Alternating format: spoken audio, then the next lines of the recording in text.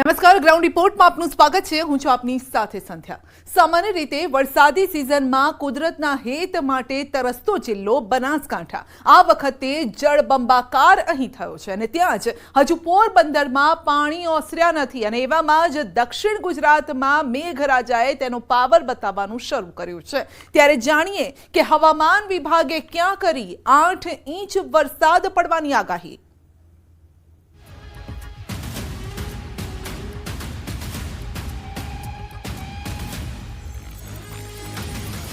છેલ્લા દિવસોમાં સૌરાષ્ટ્રમાં જે વરસાદ વરસ્યો તેની અસર હજુ સુધી જોવા મળી રહી છે।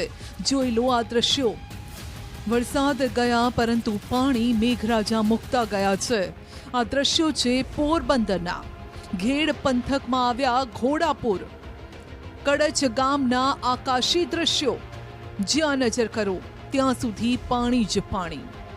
રાજકોટ અને જૂનાગઢ સહિતના ઉપરવાસના જિલ્લાઓમાં પડેલ ભારે વરસાદના કારણે પોરબંદર જિલ્લાના ઘેડ પંથકના ગામોમાં ઘોડાપૂરની સ્થિતિ છે। પોરબંદરના ઘેડ વિસ્તારમાં જ્યાં નજર ફેરવો ત્યાં પાણી જ પાણી છે। ઘેડ વિસ્તાર કે જ્યાંથી ઉપરવાસના પાણીનો દરિયામાં કુદરતી રીતે નિકાલ થતો હોવાથી ઉપરવાસમાં વરસાદ થતાં જ આ વિસ્તારમાં પૂર આવે છે અને સ્થિતિ કંઈક આ સર્જાય છે। ઘેડ પંથકના કડચ ગામે પણ જળબંબાકારની સ્થિતિ છે। કડચ ગામના આકાશી દ્રશ્યનો આ નજારો છે જે ડ્રોન દ્વારા લેવામાં આવ્યો છે। આકાશી દ્રશ્યોમાં આપ નજર કરો ત્યાં સુધી આપને પાણી જ પાણી દેખાશે।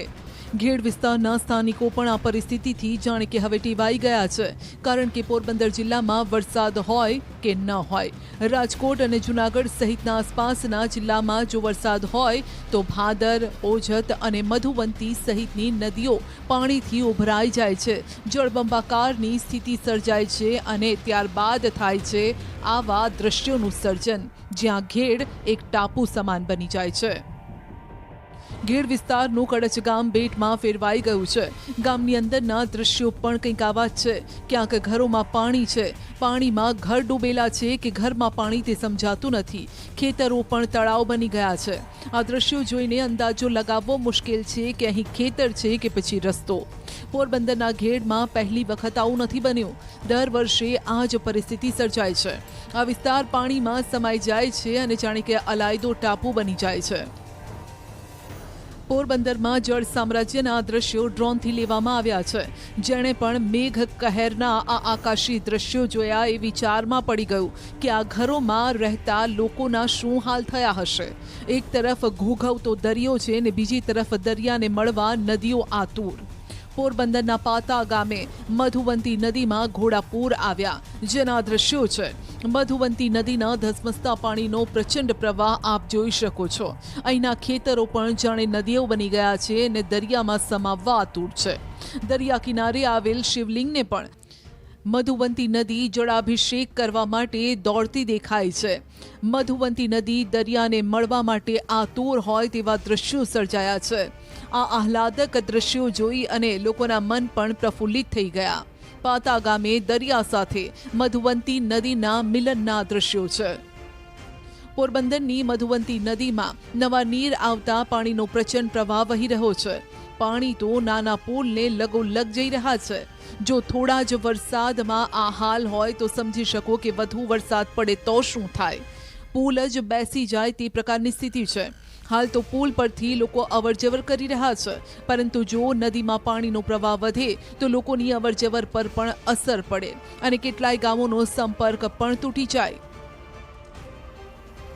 આ તરફ મધ્ય ગુજરાતના પંચમહાલના ઘોઘંબામાં પણ આહલાદક દ્રશ્યો સર્જાયા।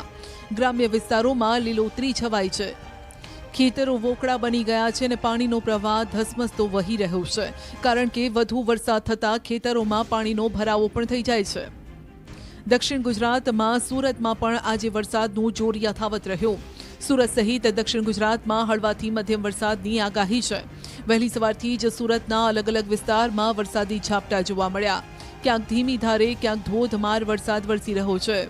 સુરતના અડાજણ, વરાછા, કતારગામ, અમરોલી, રાંદેર, ઉધના તેમજ અઠવા વિસ્તારમાં પણ વરસાદનું જોર યથાવત રહ્યું। શહેર તેમજ ગ્રામ્ય વિસ્તારમાં પણ છેલ્લા 2 દિવસથી વરસાદે વિરામ લીધો હતો। બુધવારે સુરત અને ઓલપાડમાં પણ છૂટો છવાયો વરસાદ વરસ્યો હતો. સાથે જ શહેરમાં સિઝનનો 26%થી વધુ વરસાદ નોંધાયો છે. શહેરમાં અત્યાર સુધીમાં 381 મિલીમીટર વરસાદ પડી ચૂક્યો છે. તો ઉકાઈની પણ સપાટી 306.41 ફૂટ નોંધાઈ છે. કોઝવેની સપાટી 6.54 મીટર નોંધાઈ.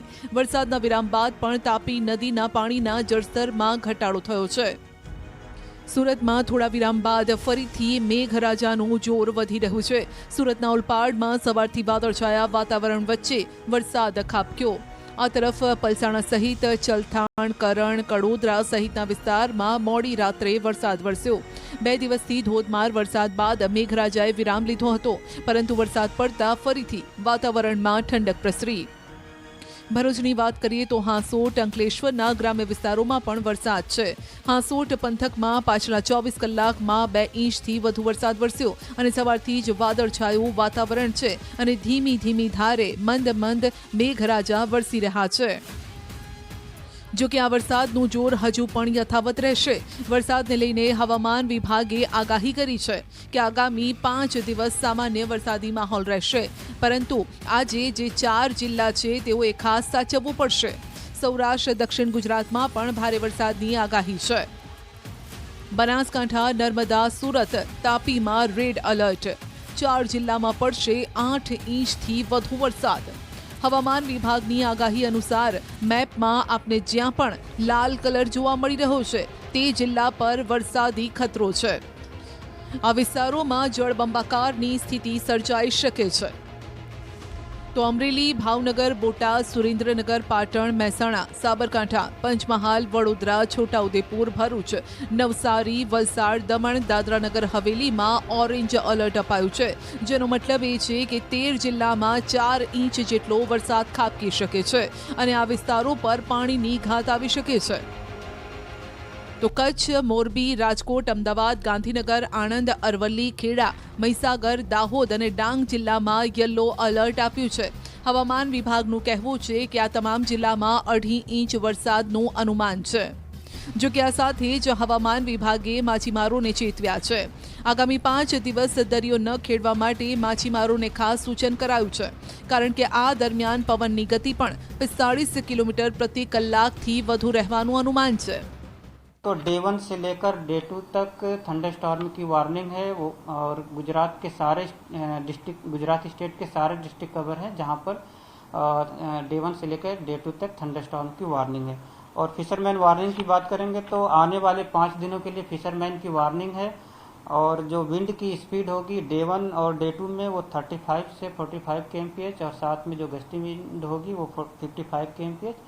और डे 3, डे 4 और डे 5 में जो विंड की स्पीड होगी वो 45 से 55 kmph. બીજી બાજુ હવામાન નિષ્ણાત પરેશ ગોસ્વામીએ પણ વરસાદનું અનુમાન કર્યું છે.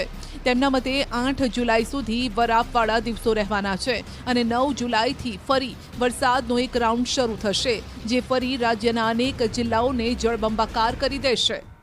કેમ કે 9-10 જુલાઈથી વરસાદનો ફરી એક નવો રાઉન્ડ આવશે ને એ રાઉન્ડની અંદર રાજ્યની અંદર ફરીથી પાછો એક 5-6 દિવસ કે 4 દિવસનો એક હેલીનો માહોલ જોવા મળે અને એ રાઉન્ડ હશે એ પણ સાર્વત્રિક રાઉન્ડ હશે. ખાસ કરીને એ રાઉન્ડ છે એ બંગાળની ખાડીની અંદર વરસાદી સિસ્ટમ બનશે અને એ સિસ્ટમનો વરસાદ જે આપણે આવવાનો છે, જેને કારણે 9-10 તારીખથી જે વરસાદનો રાઉન્ડ ચાલુ થશે એનો સૌથી વધારે લાભ છે એ દક્ષિણ ગુજરાત, મધ્ય ગુજરાત અને ઉત્તર ગુજરાતના ભાગોને વધારે લાભ મળે. સૌરાષ્ટ્ર, કચ્છને લાભ મળશે પણ એને સામાન્ય મધ્યમ લાભ મળે.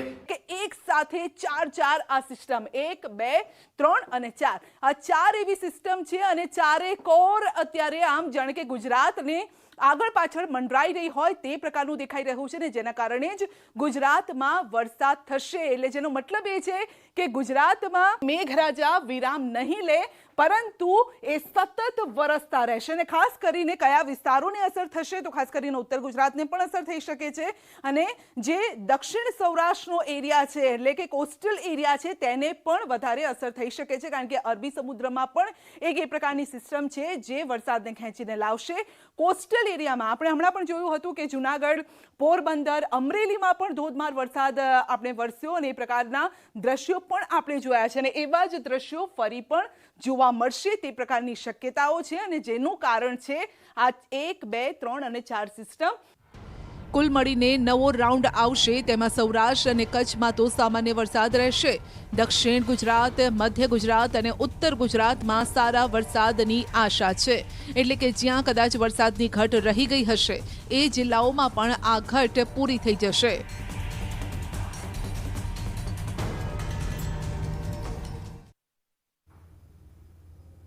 બનાસકાંઠામાં મેઘરાજાએ બઘડાટી બોલાવી. આ વખતે વરસાદે બનાસકાંઠાનો વારો કાઢ્યો છે અને બનાસકાંઠા જિલ્લાના ગ્રામ્ય વિસ્તારોમાં તો જળબંબાકારની સ્થિતિ સર્જાઈ છે, જ્યારે અરવલ્લી અને સાબરકાંઠામાં પણ મેઘરાજા મન મૂકીને વરસ્યા.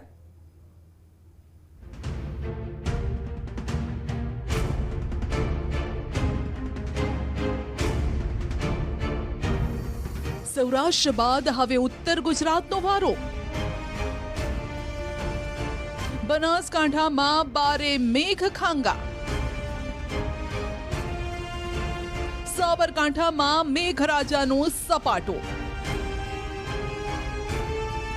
તો અરવલ્લીમાં અનરાધાર વરસાદ. લાખણી બાદ બનાસકાંઠાના દાંતામાં ફાટ્યો આભ. 4 કલાકમાં વરસી ગયો સિઝનનો 22% વરસાદ. ખેતરો થયા પાણી પાણી. ઘરમાં ઘૂસી ગયું પાણી. વરસાદી પાણીએ પાડી હોસ્પિટલને બીમાર. રસ્તાઓ પર 1 થી 1.5 ફૂટ જેટલું પાણી ભરાયું. વાહનો બન્યા ધક્કા ગાડી. પાલનપુર પણ પાણી પાણી. અરવલ્લીમાં મેશ્વો નદીમાં આવ્યું ઘોડાપુર. ઈડરિયા ગઢ પરથી વહેતા થયા ધોધ. સૌરાષ્ટ્ર અને દક્ષિણ ગુજરાત બાદ હવે મેઘરાજાએ ઉત્તર ગુજરાતનો વારો પાડી દીધો છે. ઉત્તર ગુજરાતમાં બનાસકાંઠામાં તો સાર્વત્રિક વરસાદ નોંધાયો, જેમાં દાંતામાં મેઘરાજા મુશળધાર વરસ્યા. દાંતામાં સવારે ઉઠતા વેંત મેઘરાજાએ બઘડાટી બોલાવી. દાંતામાં સવારે 6 વાગ્યાથી વરસાદે એવી દેવાવાળી શરૂ કરી કે 4 કલાકમાં 8 ઇંચ વરસાદ ખાબકી ગયો, જે સિઝનનો 22% વરસાદ છે. અત્યંત ભારે વરસાદના કારણે દાંતા પંથકમાં જળબંબાકારની સ્થિતિ સર્જાઈ. સામાન્ય રીતે આખા ચોમાસાના 4 મહિનામાં દાંતામાં સરેરાશ 36 ઇંચ વરસાદ થતો હોય છે, જેની સામે આ વખતે અત્યાર સુધીમાં 14 ઇંચથી વધુ વરસાદ થયો, જેમાંથી 8 ઇંચ વરસાદ તો માત્ર 4 કલાકમાં નોંધાયો. સાંબેલાધાર વરસાદના પગલે સ્થિતિ એવી થઈ કે રસ્તાઓ જળમગ્ન બન્યા, ખેતરો પાણીથી ભરપૂર થયા અને સ્થાનિક નદીઓ છલકાવા લાગી. લાખણીમાં આભ ફાટતા ખેતરો ખેદાન મેદાન થયા, પાક તબાહ થયો. જુઓ તારાજીના હચમચાવી નાખનારા દ્રશ્યો, જે ખેડૂતોની આંખો ભીની કરી રહ્યા છે. ખેતરો ખેદાન મેદાન છે, જમીનોનું ધોવાણ થઈ ગયું છે અને આકાશી તોફાન સામે નતમસ્તક થયેલો આ પાક, નમી ગયેલા વીજ પોલ, બધું જ પાણીમાં છે. તબાહી જ તબાહીના દ્રશ્યો બનાસકાંઠાના લાખણીના છે અને અહીં જાણે વાદળ ફાટ્યું છે. માત્ર ગણતરીના કલાકોમાં 15થી વધુ ઇંચ વરસાદ ખાબક્યો. લાખણીના હાલ બેહાલ થયા. આખું લાખણી જાણે કે ડૂબી ગયું. વરસાદે વિરામ લેતા હવે પાણી ઓસરી રહ્યા છે. જેમ જેમ પાણી ઓસરી રહ્યા છે તેમ તેમ તારાજીની તસવીરો પણ સામે આવી રહી છે. લોકોના ઘરમાં અને વેપારીઓને તો નુકસાન જ છે, પરંતુ લાખણી પંથકમાં ખેતરો ખેદાન મેદાન થયા છે. પૂરના પ્રકોપમાં બધું વહી ગયું, ખેતરો ધોવાઈ ગયા, પાક તણાયો. લાખણીની મામલતદાર કચેરીમાં પાણી ભરાયા. કમ્પાઉન્ડની 6 ફૂટ ઊંચી દિવાલ પણ ધરાશાયી થઈ. દિવાલ નજીકના વીજપોલ પર પડતા તે પણ નમી ગયા અને વીજળીના તાર તૂટ્યા. જો કે વીજ પુરવઠો બંધ હોવાથી મોટી જાનહાનિ ટળી. બીજી તરફ ખેડૂતોની મહેનત પર પણ પાણી ફરી વળ્યું. ખેડૂતોને રડવાનો વારો આવ્યો. આ તરફ સૌથી વધુ મુશ્કેલી દાંતાની આરોગ્ય હોસ્પિટલમાં દર્દીઓએ ભોગવવી પડી. જુઓ આ દ્રશ્યો. હોસ્પિટલ પરિસરમાં લગભગ કમર સુધી પાણી ભરાયા છે, જે પાણી હોસ્પિટલમાં પણ ઘૂસી ગયું. હોસ્પિટલના જનરલ રૂમમાં પણ પાણી ફરી વળ્યા. દર્દીઓ પરેશાન થયા અને હોસ્પિટલ સ્ટાફ પણ દોડતો થયો. દર્દીઓને બેસવાની જગ્યાથી લઈ અને સ્ટાફને બેસવાની જગ્યા સુધી વરસાદી પાણી ફરી વળ્યા. પરિણામે દર્દીઓને અન્ય હોસ્પિટલમાં રિફર કરવા પડ્યા. જે રીતે 2 દિવસથી બનાસકાંઠાને જે વરસાદ ધમરોળી રહ્યો છે તે જ પરિસ્થિતિ આજે દાંતા તાલુકા મથકે થવા પામી છે અને ચોક્કસપણે દાંતાનું સિવિલ હોસ્પિટલ જે છે એ દાંતા માટે એક આશીર્વાદરૂપ કહી શકાય છે કે જે આખો તાલુકો આશીર્વાદરૂપ છે. દાંતા તાલુકાના આદિવાસીઓ માટેનું પણ આજે જે પરિસ્થિતિ આજે આ પરિસ્થિતિને તાળા લાગ્યા હોય તેવી પરિસ્થિતિ જોવા મળી છે. જેમને હોસ્પિટલમાં રિફર કરાયા તેમાં કેટલીક ગર્ભવતી મહિલાઓ પણ હતી, જેમને ટ્રેક્ટરની મદદથી ખાનગી હોસ્પિટલ લઈ જવાય. ગર્ભવતીને હાલાકી વેઠવી પડી. લોકોએ તંત્ર પર રોષ પણ ઠાલવ્યો.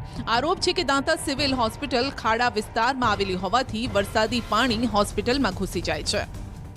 હોસ્પિટલની અંદર ગયા ત્યારે 4 પેશન્ટ ડિલિવરીવાળા હતા, તો એ લોકોની બહુ હાલત ખરાબ હતી, રોડ કકડ કરતા હતા. તો ત્યારે અમે ગામજનો બધા ભેગા થઈ અહીંયા આવ્યા. આવીને અંદર ટ્રેક્ટર બોલાવી અને પેશન્ટોને એક પેશન્ટોને બહાર લઈ ગયા અને બહાર પ્રાઇવેટ હોસ્પિટલની અંદર અમે સારવાર માટે મોકલેલા છે.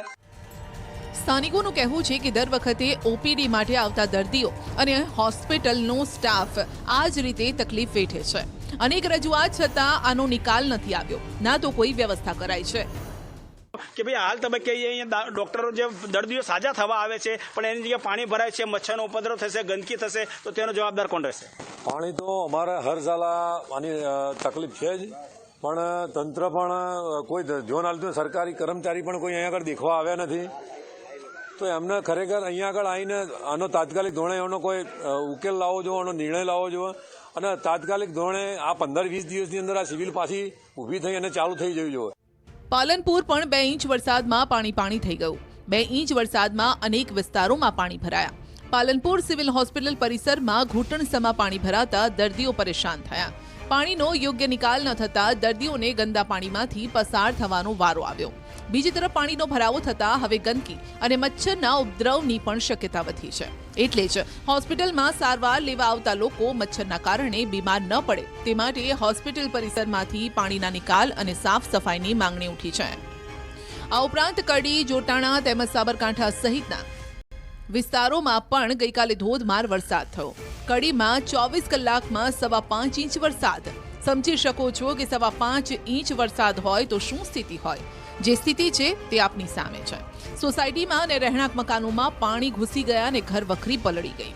બનાસકાંઠાના મુખ્ય મથક પાલનપુરમાં 2 ઇંચ જેટલો વરસાદ પડ્યો. પાલનપુર અંબાજી મુખ્ય હાઈવે ઉપર ઢીચણસમાં પાણી ભરાયા, જેને લઈને વાહન ચાલકો મુશ્કેલીમાં મુકાયા. પાણીમાંથી પસાર થતા અનેક વાહનો બંધ પડ્યા. પોલીસ હોય કે સ્થાનિક નાગરિક, કેટલાય લોકોના વાહનો તંત્રના પાપે ધક્કાગાડી બન્યા. પાલનપુરથી અંબાજી તેમજ વડ ગામ તરફ જતા મુખ્ય હાઈવે પર રોજ હજારો વાહનો પસાર થાય છે. અત્યારે અમે છીએ પાલનપુરથી અંબાજીને જોડતા મુખ્ય હાઈવે ઉપર. આપ દ્રશ્યમાં મારી પાછળ જોઈ શકો છો કે જે પાણી ભરાયા છે ઘૂંટણસમાં, તેના લીધે વાહન ચાલકો મુશ્કેલીમાં મુકાયા છે.